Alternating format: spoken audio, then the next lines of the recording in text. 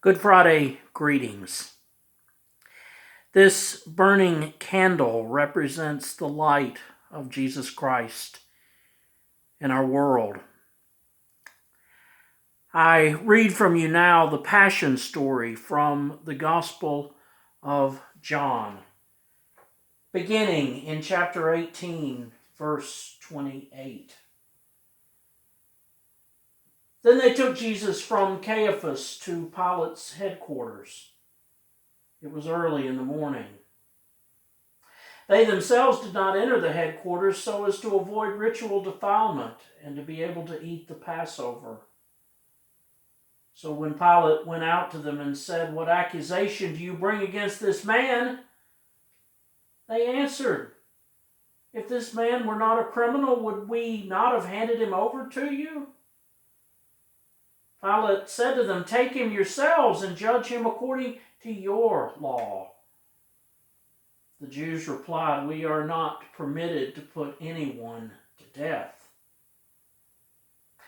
Then Pilate entered the headquarters again, summoned Jesus, and asked him, "Are you the king of the Jews?" Jesus answered, "Do you ask this on your own, or did others tell you about me?" Pilate replied, "I'm not a Jew, am I? Your own nation and the chief priests have handed you over to me. What have you done?" Jesus answered, "My kingdom is not from this world. If my kingdom were from this world, my followers would be fighting to keep me from being handed over to the Jews. But as it is, my kingdom is not from here." Pilate asked him, "So you are a king?" Jesus answered, "You say that I'm a king. For this I was born, and for this I came into the world, to testify to the truth. Everyone who belongs to the truth listens to my voice." Pilate asked him, "What is truth?" After he had said this, he went out to the Jews again and told them, "I find no case against him. But you have a custom that I release someone for you at the Passover. Do you want me to release for you the king of the Jews?" They shouted in reply, "Not this man, but Barabbas." Now Barabbas was a bandit. Then Pilate took Jesus and had him flogged. And the soldiers wove a crown of thorns and put it on his head. And they dressed him in a purple robe.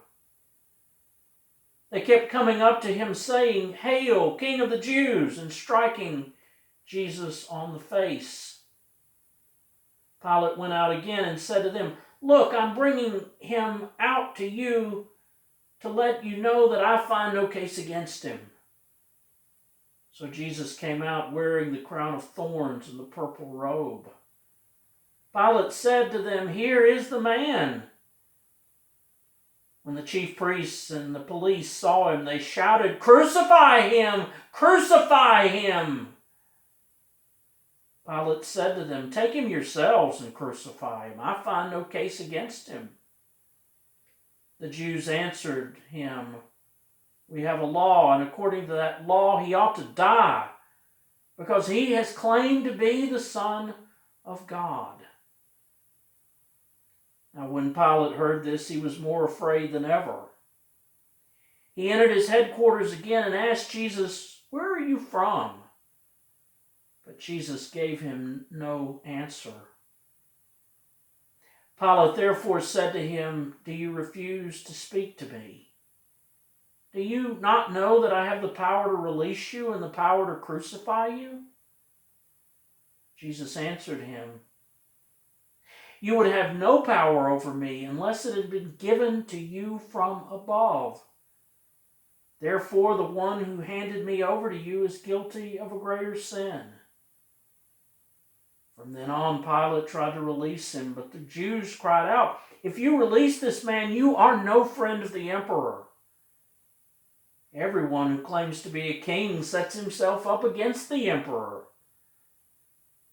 When Pilate heard these words, he brought Jesus outside and sat on the judge's bench at a place called the Stone Pavement, or in Hebrew, Gabbatha.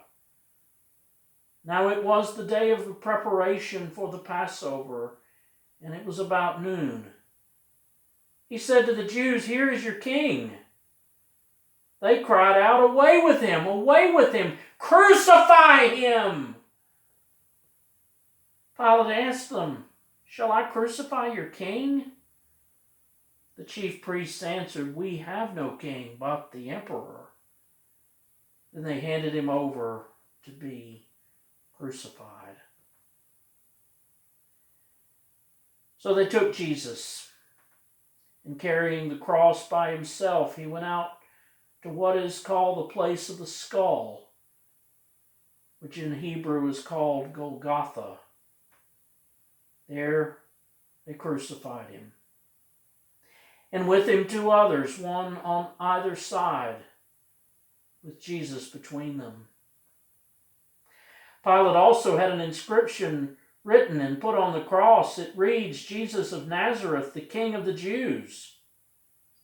Many of the Jews read the inscription because the place where Jesus was crucified was near the city, and it was written in Hebrew and Latin and in Greek. Then the chief priests of the Jews said to Pilate, "Do not write the King of the Jews, but write, 'This man said, I am the King of the Jews.'" Pilate answered, "What I've written, I have written." When the soldiers had crucified Jesus, they took his clothes and divided them into 4 parts, one for each soldier. They also took his tunic. Now, the tunic was seamless, woven in one piece from the top. So they said to one another, let's not tear it, but let's cast lots for it to see who will get it. This was to fulfill what the scripture says, "They divided my clothes among themselves, and for my clothing they cast lots." And that is what the soldiers did. Meanwhile, standing near the cross of Jesus were his mother's sister Mary, the wife of Clopas, and Mary Magdalene.